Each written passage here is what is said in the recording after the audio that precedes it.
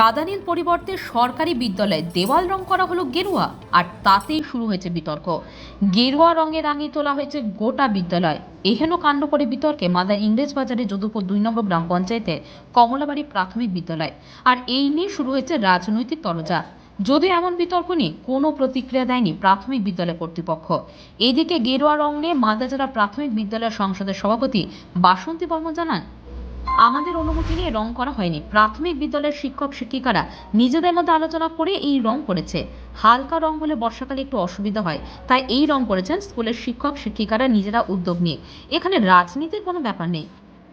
ওই primary school যেটা রং করেছি সেই স্কুলটা কমলাবাড়ি, তো ওই স্কুলটা আসলে ওরা একটা কম্পিউটার গ্রাম থেকে টাকাটা সেই টাকা দিয়ে ওরা রং করে।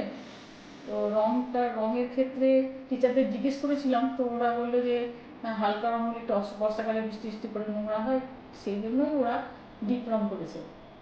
ওটা আমাদের পরামর্শ নিয়ে করেনি, ওরা আসলে সর্বশিক্ষা মিশনের টাকাটা দেয়, সেই টাকাতেই ওরা করেছে, ওরা নিজেরা সিদ্ধান্ত নিয়ে করেছে। আমরা জিজ্ঞেস করেছিলাম, জিজ্ঞেস করে ওরা ফোনে জানালো, সবাই মিলে সব টিচাররা মিলে একসঙ্গে আলোচনা করে একটা করতে গিয়ে ওরা নিজেরাই সিদ্ধান্ত নিয়ে করেছে, এটা আমাদের কোনো ব্যাপার না। তৃণমূল কংগ্রেসের মুখপাত্র আশিস কুন্ডু বলেন, কেন্দ্রের বিজেপি সরকার সমস্ত কিছুর মধ্যে গৌরীকীকরণের চেষ্টা করছে। বিশ্বকাপে গেরুয়া পোশাক পরে ভারতকে হারানো হয়েছে, ঠিক সেই রকমই শিক্ষা ব্যবস্থাকেও গৌরীকীকরণ করার চেষ্টা করছে বিজেপি। এই সমস্ত ঘটনায় বিজেপির মুখ পুড়ছে, তাও লজ্জা নেই। দেখুন, আপনারা লক্ষ্য করে দেখছেন এই কেন্দ্রের বিজেপি সরকার সমস্ত কিছুর মধ্যেই এই গৈরিকীকরণের চেষ্টা করছে।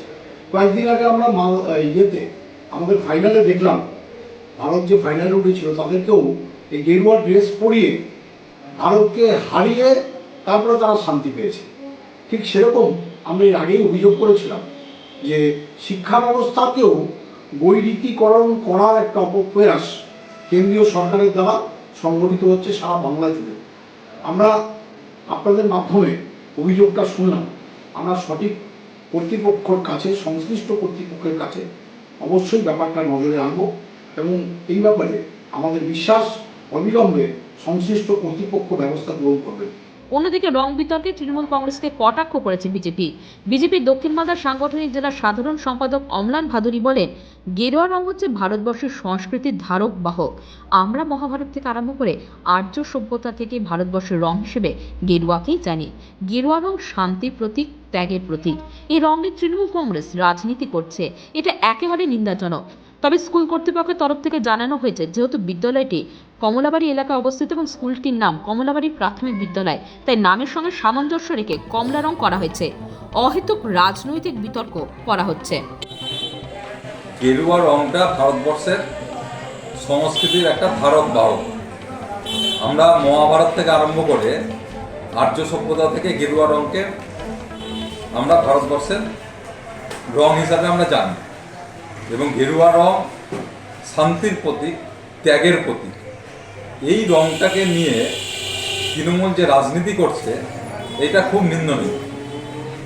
এবং যে স্কুলে যে রং করা হয়েছে সেখানে কিন্তু তৃণমূলেরই কমিটি আছে, তৃণমূলের মেম্বাররা আছে, তারাই কিন্তু গেরুয়া রংটা করেছে। কারণ তারা দেশকে ভালোবাসে, ভারতবর্ষকে ভালোবাসে, ভারতবর্ষকে ভারত মাতা বলে তারা ভালোবাসে, তারা সেই কারণে করেছে। তৃণমূলেরই একটা অংশ যারা এর বিরোধিতা করছে, এই গেরুয়া রঙের বিরোধিতা করছে, তারা আসলে দেশ বিরোধী শক্তিকে তারা উৎসাহ দিতে চাইছেন। আমরা এই ঘটনার তীব্র নিন্দা জানাই।